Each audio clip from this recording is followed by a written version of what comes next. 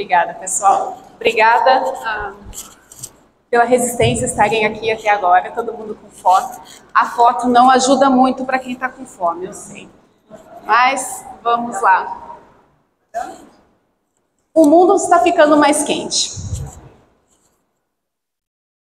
A essa altura, todo mundo já internalizou que o Rio Grande do Norte está ficando mais quente. Pelo menos quem está aqui desde manhã já está com isso muito certinho na cabeça. E não importa se a gente está falando de um cenário otimista ou de um cenário pessimista, a gente sabe que o clima está mudando e está mudando para pior. A gente sabe, aprendeu hoje, quem não sabia, que o Rio Grande do Norte está ficando mais seco. Também independente do cenário. E essa combinação de calor e falta de água não é uma combinação legal para a produção de alimentos. Se a gente olhar aqui, já foi falado várias vezes hoje sobre a pior seca que a gente viveu praticamente nas 4 últimas décadas. Ela teve um impacto significativo no valor econômico bruto que os agricultores produziram. Mas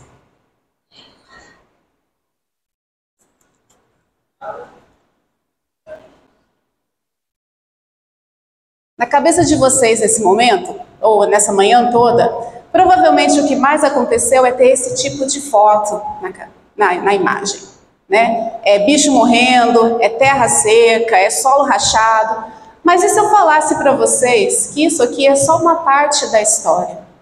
E talvez a menor das partes. A gente ouviu muito pouco aqui sobre os oceanos. Quando, na verdade, boa parte do aquecimento global, a maior parte do aquecimento global, está indo para os nossos mares. Então, 94% do calor, praticamente, que a gente emite, está indo, sendo absorvido pelos nossos mares. Eu, na verdade, não tenho nenhuma credencial, inclusive, para falar sobre esses primeiros slides, porque eu não trabalho com terra, eu trabalho com os oceanos. E a gente negligencia isso. Inclusive, nós internalizamos que mudança climática é falar de terra, é falar só da produção de alimento em terra, é falar de tudo que está acontecendo na terra. E a gente acaba se esquecendo daquilo que está acontecendo nos mares. Bom, então a gente vai rebobinar um pouquinho a fita aqui. Eu entendo que essa expressão não faz sentido para metade da plateia, então quem nunca viu uma fita sendo rebobinada, aproveite o momento. E vamos começar de novo. O mundo está ficando mais quente. Os oceanos estão ficando mais quentes. E os oceanos estão ficando mais salgados. Bem mais salgados na grande maior parte dele, com poucas exceções de regiões onde há degelo. E os oceanos estão ficando mais ácidos. Essa combinação também de mar mais salgado e oceano mais ácido não é uma combinação legal para os organismos marinhos. Oceanos mais ácidos, particularmente, não é uma combinação... Desculpa, não atualizou o slide.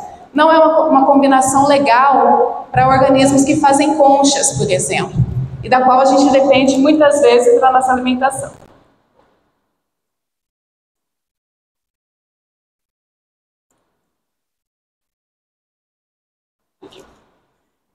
Bom, essa combinação de água mais quente, água mais salgada e água mais ácida, em geral ela vai ser ruim, mas não para todo mundo.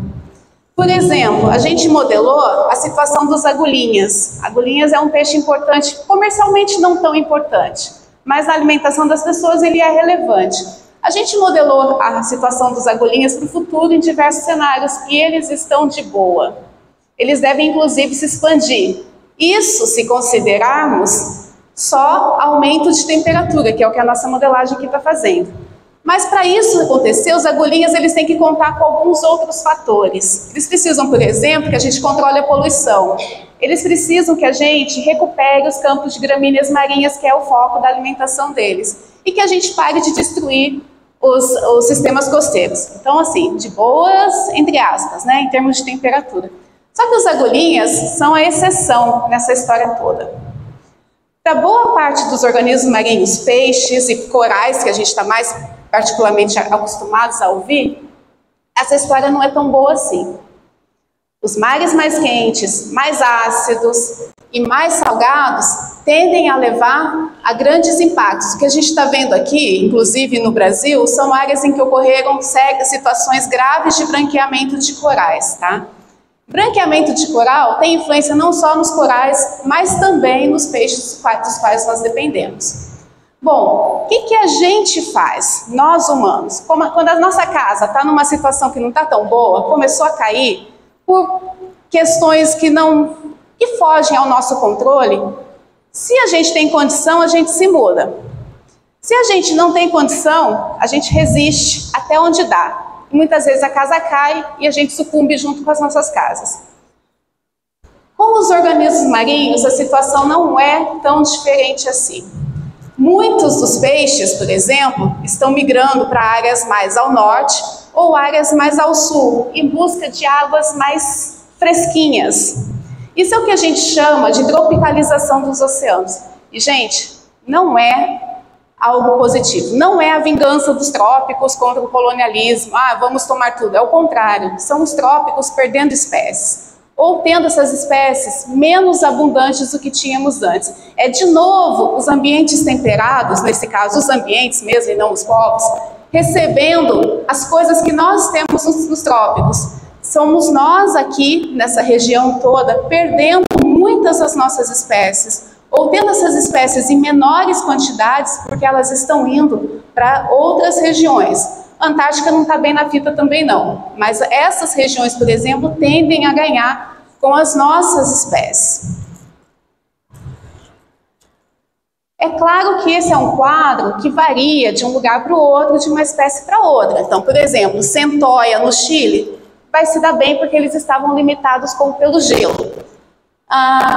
O serra da Europa, por exemplo, está migrando mais ao norte. Algumas espécies têm retração, inclusive lá. Mas, em média, o que a gente sabe é que as espécies estão se movendo em direção aos polos a uma taxa de 78 quilômetros por década. E além de mudar os polos, que é o que a gente está vendo aqui nesse estudo que avaliou uma série de espécies, muitas estão se reproduzindo antes do que elas costumavam se reproduzir. E aí a minha pergunta, eu estou aqui para falar de segurança alimentar, né? O que isso tem a ver com segurança alimentar costeira? Antes de eu chegar a responder essa pergunta, vou fazer uma perguntinha rápida para vocês. Quem foi que comeu peixe e frutos do mar nas últimas 24 horas? Levanta a mão aqui. Vocês comeram o quê? Pescada, o que mais? Atum, o que mais? Falem para mim os peixes que vocês comeram. Sardinha. Esses peixes, gente, vieram de onde? Quem foi que pescou esses peixes para vocês? Na maior parte do que vocês citaram, esses peixes vieram das comunidades costeiras, muitas aqui do RN. A diversidade de peixes que está nos nossos pratos hoje, especialmente para quem mora na costa, está vindo das comunidades costeiras aqui do RN. O Jean-Pierre falou muito bem antes de mim sobre a questão da segurança alimentar geral do Brasil, mas cabe aqui um quadro rápido. Nós temos hoje, 2021, 2022 pelo menos, 33 milhões de pessoas em algum nível de insegurança alimentar. Só que essa insegurança alimentar, ela não é aleatória. Ela não está distribuída de forma aleatória na população. Essa insegurança alimentar, ela está em grupos específicos, em populações específicas, está regionalmente distribuída dentro do país e dentro dessas regiões ela tem locais específicos onde ela ocorre. As nossas comunidades tradicionais, o Jean-Pierre mencionou isso antes de mim, elas são extremamente vulneráveis às mudanças dos oceanos, porque elas dependem dos oceanos não só como fonte de vida, mas como fonte de alimentação também. Acontece que para essas pessoas que estão nas regiões tropicais, em situações parecidas com as nossas, o peixe pode ser a única fonte de proteína. Para 20% da população mundial, o peixe é a principal fonte de proteína. É aquela fonte que ela pode recorrer sem dinheiro, muitas vezes. Em alguns casos, pelo menos para boa parte dessas pessoas, o peixe é a única fonte de micronutrientes. A gente, quando falta uma vitamina, a gente vai na farmácia e compra um suplemento.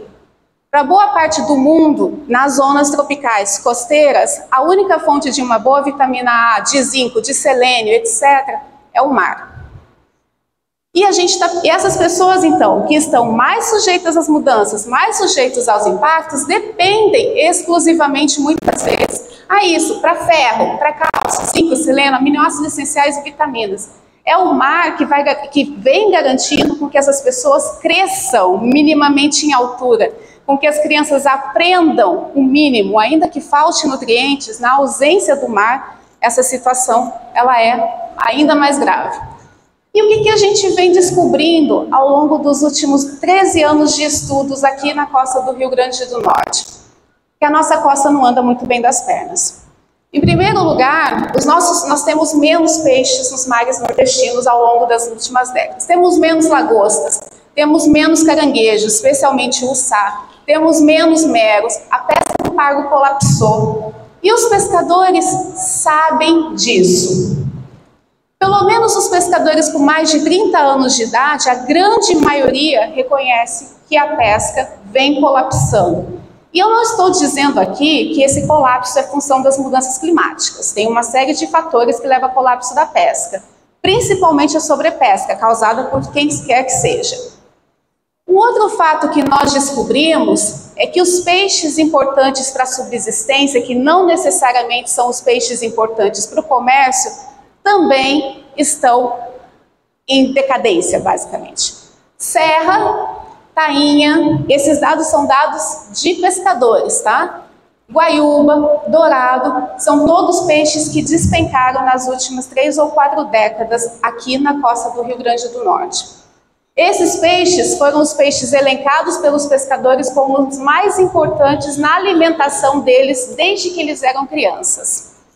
Os únicos peixes que os pescadores mencionaram que eram importantes na alimentação e que não estão mal das pernas, segundo eles, seria o voador e o atum. Mas nesse caso a gente entende como um erro de percepção, porque a pesca do voador e a pesca do atum ganharam dimensão econômica nos últimos anos. Não é que eles não decaíram, eles passaram a ser muito mais buscados, a intensificar as formas de procura. E muitas vezes na cabeça da gente fica a percepção que eles aumentaram em quantidade. O que a gente descobriu também é que quando não se tem nenhuma alternativa, como durante o derramamento de óleo, quando as capturas diminuíram e o preço diminuiu ainda mais, os pescadores ainda assim tiveram que recorrer ao pescado. Porque caiu a captura, não tinha para quem vender, eles tiveram que comer os peixes e os pescados, mesmo com risco de contaminação. Nós descobrimos que durante o derramamento do óleo e durante a pandemia, houve um aumento expressivo, sim, da insegurança alimentar, mas que mesmo que esse aumento da insegurança ele só não foi pior porque pescadores e suas famílias e comunidades continuaram a recorrer à pesca. E aí, a outra coisa que a gente descobriu, talvez o quarto ponto, aquela história que todo mundo já ouviu, né? Que quem conversa com pescador já ouviu isso, que ninguém mais quer ser pescador, que essa é uma profissão em decadência. E talvez isso seja verdade mesmo, talvez eles realmente acreditem nisso, talvez isso realmente as pessoas não queiram ser. Ainda assim, a gente tem mais de 1 milhão de pescadores artesanais cadastrados aqui no Brasil, e segundo a Redimar, nós temos 30 mil pescadores aqui no Rio Grande do Norte. E por que será que é tão difícil? Por que será que eles não querem mais ser pescadores? Uma das coisas que a gente também descobriu, o meu quarto ponto aqui que eu vou ressaltar, é que as famílias que dependem muito da pesca aqui no estado do Rio Grande do Norte são as famílias que se encontram em maior vulnerabilidade alimentar no estado. Isso pode parecer estranho, mas como assim? Eles têm acesso à comida e eles estão em maior vulnerabilidade? A gente entende que eles têm o mar como último recurso. Eles não têm mais nada a que recorrer. E só não estão em um estado muito pior do que se encontram hoje, justamente porque ainda conseguem acessar o mar.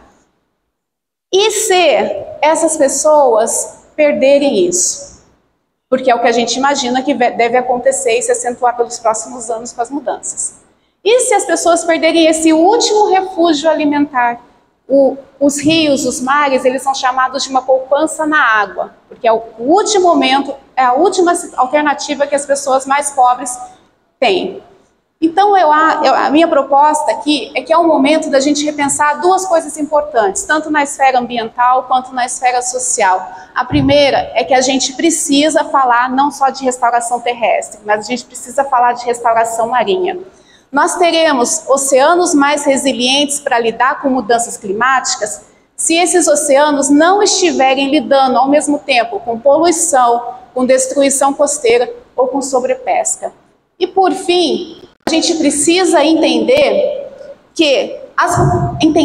aceitar, incorporar e gerir o fato de que as comunidades pesqueiras são grupos extremamente vulneráveis nessa costa e na costa do país todo, mas são ignoradas pelas políticas públicas. E sem elas, vocês não teriam comido, não comem a diversidade de peixes, não iriam no sushi, por exemplo, comer a diversidade de peixe que a gente tem. Então é hora da gente dar o reconhecimento, reconhecer o papel e reconhecer a vulnerabilidade dessas comunidades. E é isso, obrigada.